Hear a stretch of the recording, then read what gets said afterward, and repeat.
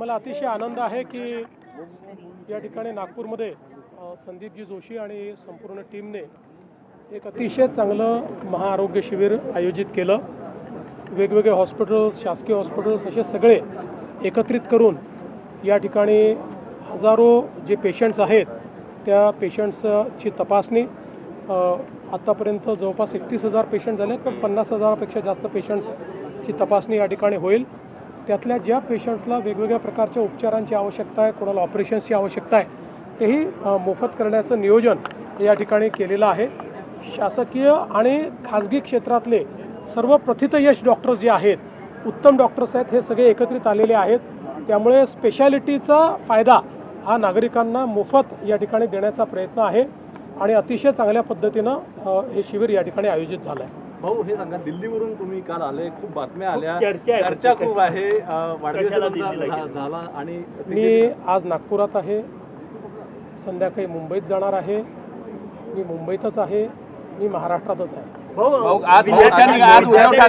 विद्यार्थ्यांच्या आंदोलनाच्या इच्छावर कुठेतरी ठाकरे बंधू सेलिब्रेशन करताना पाहायला मिळालं। चला, काही हरकत नाही, त्यांना सेलिब्रेशन करता काहीतरी कारण मिळालं याचा मला आनंद आहे आणि आम्ही देखील आनंदी आहोत। शेवटी अशा प्रकारचे जे प्रश्न असतात हे कुठल्या व्यक्तीचे, कुठल्या पक्षाचे प्रश्न नसतात, तर हे तरुणाईला भेडसावणारे प्रश्न आहेत।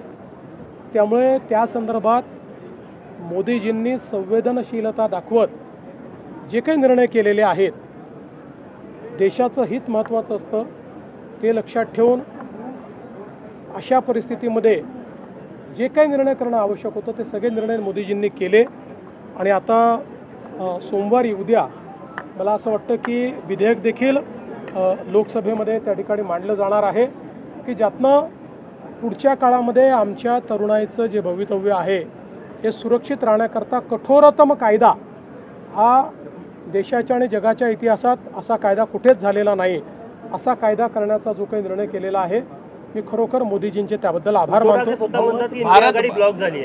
भाजप विरुद्ध भारत असा संघर्ष सुरुवात झाला असे उद्धव ठाकरे म्हणाले। मला असं वाटतं की अशा प्रकारचे डायलॉग्स हे गेल्या 10 वर्षात त्यांनी अनेक वेळा मांडलेले आहेत, पण त्यांचे डायलॉग्सचा कोणावरही असर होत नाही।